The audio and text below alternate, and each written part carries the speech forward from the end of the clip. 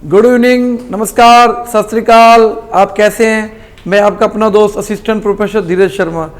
कल कुछ टेक्निकल कमी आ जाने के कारण अपने जो सभ्यताओं का बिंदु था उसे पूरा कवर नहीं कर पाए, इसलिए मैं जो सभ्यताओं का जो भाग बचा था उसको आपके समक्ष लेके आया हूँ। मैंने सभ्यता को पॉइंट टू पॉइंट प्रस्तुत करने की कोशिश की है। आपको उम्मीद करता हूँ आपको वीडियो पसंद आएगा और आप इसे अधिक से अधिक लाइक और शेयर करेंगे। तो आपका अधिक समय न लेते हुए वीडियो स्टार्ट करते हैं। सबसे पहले बात करेंगे आज खानपुरा की बात करेंगे। खानपुरा यह झालावाड़ जिले में स्थित है। खानपुरा कहाँ स्थित है? झालावाड़ में स्थित है। यह सभ्यता 200 ईसा पूर्व की, यह सभ्यता 200 ईसा पूर्व की नदी घाटी सभ्यता है। तो इसका प्रश्न बनता है जो है कि खानपुरा सभ्यता कहाँ से संबंध रखती है? तो झालावाड़ जिले से संबंध रखती है। आपको यह याद रखना है, मुख्य बात यही है। अब बात करेंगे चंद्रावती की। मैंने बताया था आपको कि चंद्रावती एक सिरोही में भी है, किंतु यह जो चंद्रावती सभ्यता है यह कहाँ है? झालावाड़ जिले में स्थित है। यह भी यहाँ से 10वीं 12वीं सदी के मंदिरों के अवशेष मिले हैं। यदि प्रश्न बन जाए कि किस सभ्यता से 11वीं 12वीं सभ्यता के 11वीं 12वीं सदी के मंदिरों के अवशेष प्राप्त हुए हैं, तो कौन सी सभ्यता? चंद्रावती सभ्यता, झालावाड़। अब रैंड सभ्यता, ये बहुत महत्वपूर्ण है। रैंड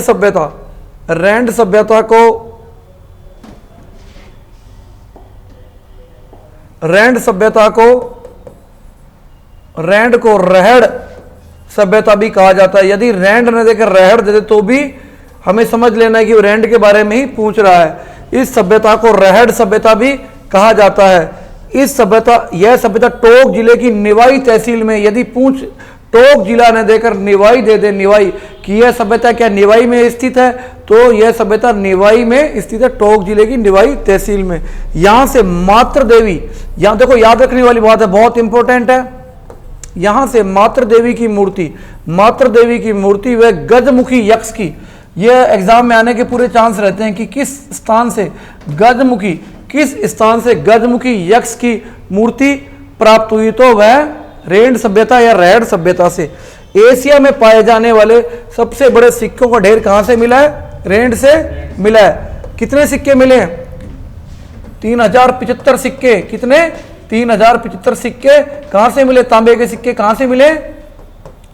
रेंड से मिले। बहुत इंपॉर्टेंट है, कई एग्जाम्स में आ चुका है आरपीएससी के कि किस सभ्यता से, भारत के भी कई एग्जाम्स में आ चुका, आईएएस में कथन के रूप में आ चुका है कि किस सभ्यता से, राजस्थान की किस सभ्यता से सर्वाधिक तांबे के सिक्के प्राप्त हुए हैं, सर्वाधिक सिक्के प्राप्त हुए हैं, जो एशिया की सबसे बड़ी निधि है सिक्कों के मैटर में। तो कितने सिक्के प्राप्त हुए? 3075। यहां से अपोलोडोटस का सिक्का मिला, बहुत इंपॉर्टेंट है। यदि पूछ रहे राजस्थान की किस सभ्यता से अपोलोडोटस का सिक्का मिला है, यदि प्रश्न बन जाए, क्वेश्चन बन जाए कि राजस्थान की किस सभ्यता से अपोलोडोटस का सिक्का मिला है, तो उत्तर क्या होना चाहिए साथियों? रेंड या रहड़ सभ्यता। इसलिए इसे प्राचीन भारत का टाटा नगर भी कहते हैं, इंपॉर्टेंट है। क्वेश्चन बन जाए कि किस सभ्यता को प्राचीन भारत का टाटा नगर कहते हैं, तो कौन सी सभ्यता? रेंड या रहड़ सभ्यता। इसका उत्खनन सबसे पहले 1938-39 में दयाराम साहनी जो कि हड़प्पा के उत्खनन से भी संबंध रखते हैं, उन्होंने ही इसका उत्खनन कराया। आगे चलकर 1938 से 40 में केदारनाथपुरी यानी कि के.एन. पुरी ने इसका उत्खनन कराया।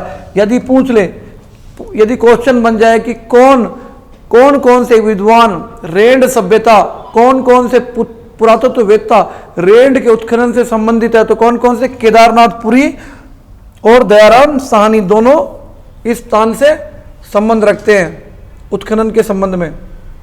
अब बात करते हैं नगर सभ्यता की। नगर सभ्यता, इस सभ्यता को मालव प्रदेश, मतलब इसका प्राचीन नाम क्या था नगर सभ्यता का? मालव प्रदेश। क्या नाम था? मालव प्रदेश। इस सभ्यता का उत्खनन 1938-40 में केदारनाथ पुरी ने किया।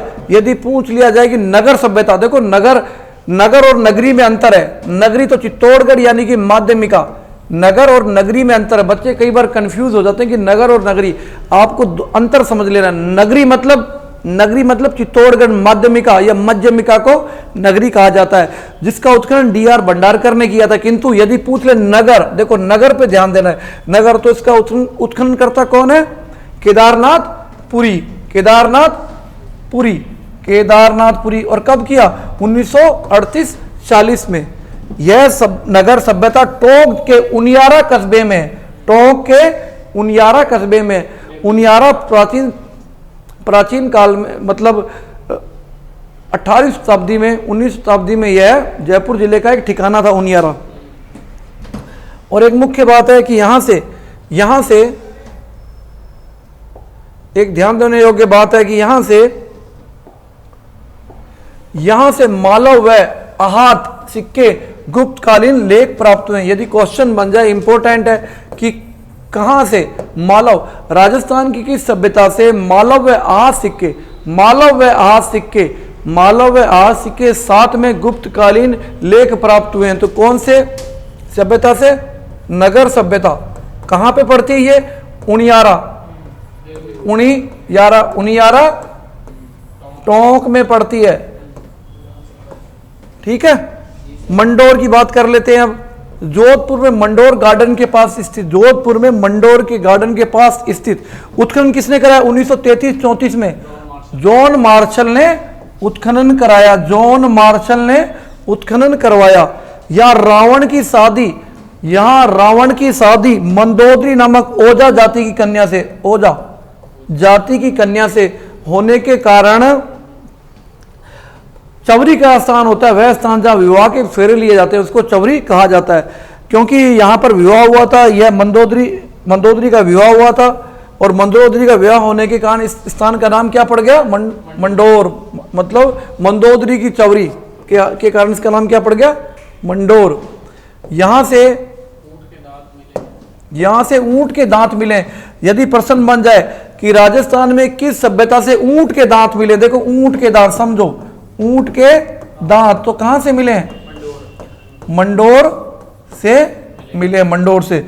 यदि पूछ एक क्वेश्चन बन जाए, मैं आज बार बार बोलता हूं कि आजकल जो पेपर है, क्यों कोचिंग फेल हो जा रही है? पहले तो बड़े बड़े दावे करती है किंतु पेपर में उनका कुछ भी नहीं आता। इसका कारण क्या है कि वो पेपर को वही परंपरागत रटे ढर्रे पे लेके चलते हैं।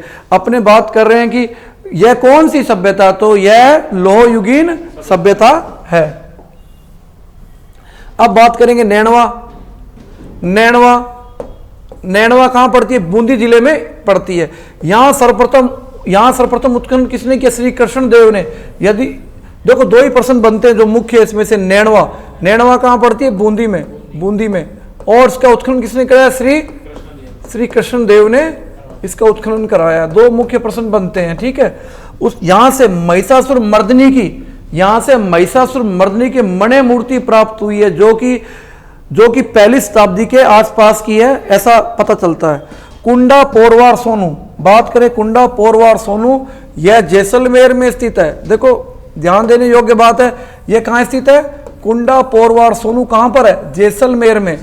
पूछ ले तो जैसलमेर में स्थित है। हमें यहां से चूहे के दांत के प्राचीनतम जीवाश्म प्राप्त होते हैं। इंपॉर्टेंट है बहुत, मैं लगातार बोल रहा हूं, पेपर आजकल विविधता से परिपूर्ण हो रहे हैं। यदि बन जाए कि राजस्थान में किस स्थान से, किस सभ्यता से चूहे के दांत के प्राचीनतम जीवाश्म प्राप्त होते हैं, चूहे के दांत के। अब एक चीज और ध्यान, प्राचीनतम तो कौन सी है? प्राचीनतम तो कौन सी है? कुंडा पोरवार सोनू। अब देखो बात करेंगे जायल की। अब बात करेंगे अपने जायल की। जायल पड़ता है डीडवाना में। जायल कहां पड़ता है? डीडवाना में पड़ता है जायल। नागौर में है, नागौर जिला है। यह सभ्यता पूरा पाषाण कालीन सभ्यता। यदि पूछ ले राजस्थान की कौन सी सभ्यता, और ये क्वेश्चन अभी कॉलेज लेक्चर में भी आया था। कॉलेज लेक्चर में कथन था, ये कॉलेज लेक्चर में, कॉलेज प्रोफेसर में, असिस्टेंट प्रोफेसर के एग्जाम में कथन था ये कि जायल, डीडवाना, नागौर, यह सभ्यता पूरा पाषाण कालीन सभ्यता। तो राजस्थान की यदि पूछ ले कि जायल या डीडवाना पूरा पाषाण कालीन सभ्यता, हाँ ये पूरा पाषाण कालीन सभ्यता है। यहां से हस्त कुठार मतलब हैंड एक्स, विदारणी चापर नामक पाषाण से बने उपकरण मिले हैं। ठीक है, हस्त कुठार, विदारणी और चापर, हस्त कुठार, देखो हस्त कुठार, हस्त कुठार, विदारणी और चापर, चापर यह किस काल के उपकरण है? पूरा पाषाण काल के उपकरण है, पूरा पाषाण काल के उपकरण है। ठीक है, कंफ्यूज नहीं होना है। खुरडी, खुरडी की बात कर लेते हैं। खुरडी भी नागौर जिले के परबतसर तहसील में है, नागौर जिले के परबतसर तहसील में है। ठीक है, यहां की खुदाई में नालीदार टोंटी का कटोरा मिला। यदि पूछ ले कहां, नागौर जिले के किस स्थान की खुदाई से टोंटी, नालीदार टोंटी का कटोरा मिला, तो कहां से मिला? खुरडी से। खुरडी कहां पर है? मुख्यतः आने की चांस रहेगी। खुरडी सभ्यता कहां पे? खुरडी कहां पर है? परबतसर तहसील, नागौर की परबतसर तहसील में। अब बात कर लेते हैं बांका गांव की। बांका गांव कहां पड़ता है? भीलवाड़ा में पड़ता है। बांका गांव कहां पड़ता है? बांका गांव कहां पड़ता है? भीलवाड़ा जिले में स्थित है। यहां से राजस्थान की प्रथम, यदि पूछ ले राजस्थान की प्रथम अलंकृत गुफा कहां से प्राप्त हुई है? बांका गांव से। सिसोल की बात कर लेते हैं, यह इंपॉर्टेंट है। सिसोल, अभी आजकल मैं बार बार कहता हूं विविधताओं से परिपूर्ण प्रश्न आते हैं तो आने की संभावना रहती है। सिसोल यह पूरा तात्विक स्थल बूंदी जिले में स्थित है। कहां पर? बूंदी जिले में स्थित है। और इसकी खोज किसने की? श्याम सुंदर शर्मा ने। किसने? श्याम सुंदर शर्मा। या एग्जामिनर शॉर्टकट में पूछ ले तो क्या पूछ ले? SS शर्मा। दोनों बात याद रखनी है आपको। ठीक है, डाडा धोरा कहां है? बीकानेर में स्थित है। पाषाण कालीन उपकरण मिले हैं। ठीक है, क्या मिले? इतना याद रखना है कि डाडा धोरा कहां पर है? बीकानेर में। डाडा धोरा कहां पे स्थित है? डाडा धोरा कहां पर स्थित है?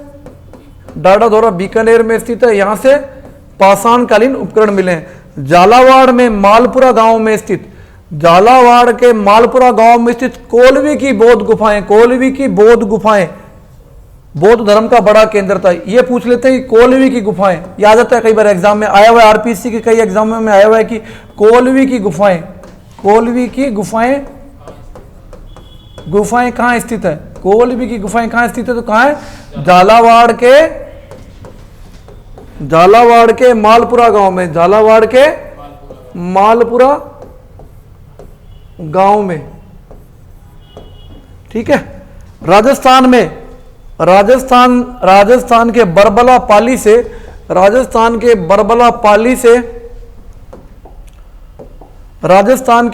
पाली गांव में जीवंत स्वामी, यानी कि पाली के बरबला गांव में जीवंत स्वामी यानी कि महावीर स्वामी की धातु से बनी एक मूर्ति मिली है।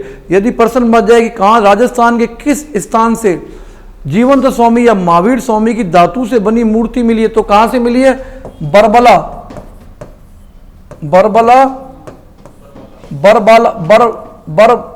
बरबाला गांव पाली से किसकी मूर्ति मिली? जीवंत स्वामी या महावीर स्वामी को जीवंत स्वामी उनका दूसरा नाम से भी पुकारा जाता है। साथियों, उम्मीद करता हूं कि आज की क्लास आपको पसंद आई होगी। सभ्यताओं का टॉपिक बिल्कुल बिंदुवार आपके सामने स्पष्ट कर दिया गया है। अब ध्यान देने योग्य बात यह है कि आपको विश्वास जताते हुए इनको रट लेना है और दिमाग में बिठा लेना है। मैं हर बार बोलता हूँ, सफलता तपने से आती है, सफलता का कोई शॉर्टकट नहीं होता। साथियों, आप मेहनत करें और निसंदेह आप कामयाब हो। भगवान से ही मैं दुआ करता हूँ। आपके जो भी एग्जाम्स में अपना कैरियर बनाना चाहते हैं, आप बढ़िया तैयारी करें, आप कामयाब होंगे। जय हिंद।